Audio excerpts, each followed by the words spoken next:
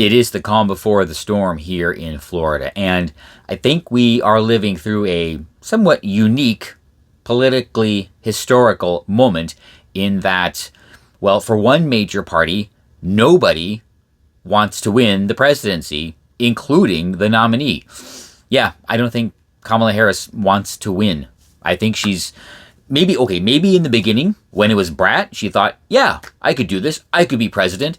Now she's looking around at the world, what's happening in the Middle East and in Asia and with the disasters here domestically, and really thinking that she doesn't want to deal with this. Who would?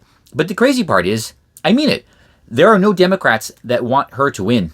She was not supposed to be the plan. Nancy and Chuck, yeah, they know who they wanted. They kicked out Joe to get him in place, but yeah, Joe had other ideas. Now Joe is bitter that he was kicked out, so he put in Kamala. Joe and Jill don't want her to win. And then, of course, there's all these other high power players orbiting. They have, their designs on vice president, cabinet positions, all sorts of other things. So that leaves no Democrat actually wanting to win the White House. Now, the primary beneficiary of all this chaos is, of course, Gavin Newsom, and he is an important player. He is, I think he's 56 years old, which means when he runs in 2028, he will be 60, and that's it. That's it. That is his last chance, and he knows it, and they all know it. So the question is, who is doing more to sabotage Kamala Harris' campaign? Well, at this point, I think it actually might be Kamala Harris, because if you look at the interviews she's done lately, well, she's done interviews. They have been bad, really, really bad. And the word salad that she's giving, those answers, here's the thing.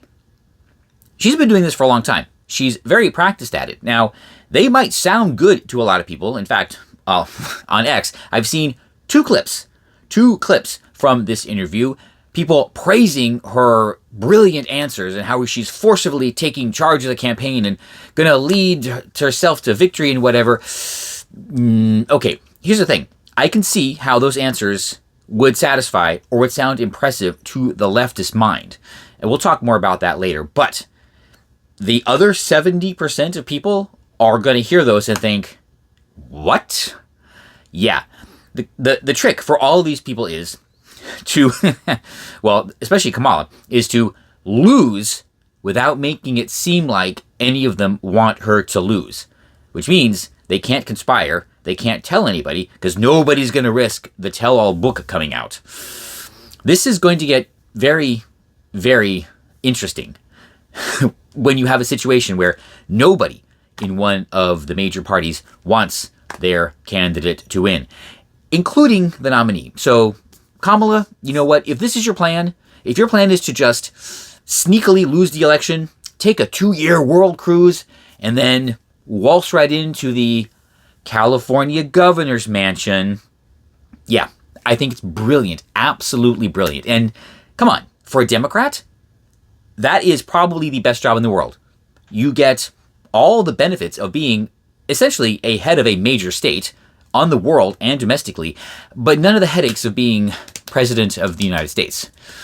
Yeah, and it's hers if she wanted. She just has to make the call. There's no negotiations. She says, Gavin, you know what? I just want to be governor of California. Do what you have to, and it's hers. It's hers. So, yeah, Kamala, girl, great plan. Great, love it. Do it.